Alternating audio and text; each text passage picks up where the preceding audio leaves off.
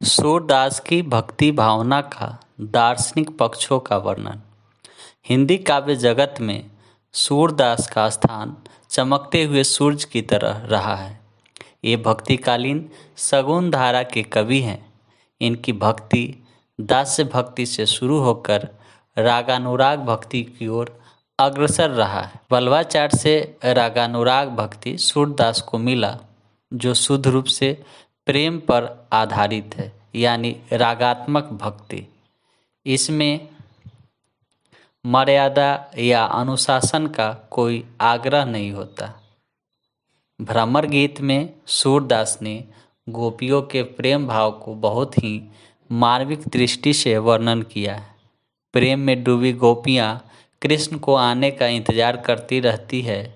इसी क्रम में उद्धव आते हैं और गोपियों से संवाद होता है, तो गोपियाँ कहती है, उड़ में माखन चोर गए, अब कैसे हूँ निकसित नाही, तिरछय है जुअरे। सूर ने वल्लभाचार्य शुद्ध देवतावाद दर्शन एवं पुष्टि मार्ग में निष्ठा रखते हुए अपनी भक्ति को प्रस्तुत किया। पुष्टि मार्ग में भक्ति का मार्ग सब कुछ ईश्वर के अनुग्रह पर छोड़ दिया जाता है और साधन शून्यता को स्वीकार कर लिया जाता है। सूरदास ने साधना भक्ति से हटकर साध्य भक्ति को आधार बनाया। उन्होंने कृष्ण के लीला, पशु पक्षी, गोपियाँ और प्रकृति को भक्ति में शामिल किया है। इसमें जीवन और आसपास घटित घटनाओं को शामिल किया है।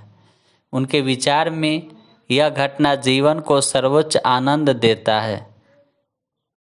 उन्होंने निर्गुण भक्ति के स्थान पर सगुण भक्ति को भक्ति का प्रेम मार्ग बताया।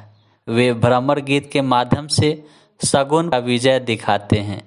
रेख न रूप बरम जाके नहीं ताको हमें बतावत, अपनी काहव दरस वैसे तुम कबहू को पावत। वे योग मार्ग पर कटाक्ष करते कहते हैं, भक्ति पंथ को जो अनुसरे सो सष्टांग योग को करे। वे साधन शून्यता की ओर इशारा करते हुए कहते हैं, मानव किसी कार्य की सिद्धि के लिए ईश्वर का अनुग्रह अनिवार्य है। सब ईश्वर की कृपा पर निर्भर है। करी गोपाल की सब होई, जो अपनो पुरुषार्थ मानत, अति झूठो है सोई। साधन मंत्र तंत्र उधम बल, ये सब डारो धोई।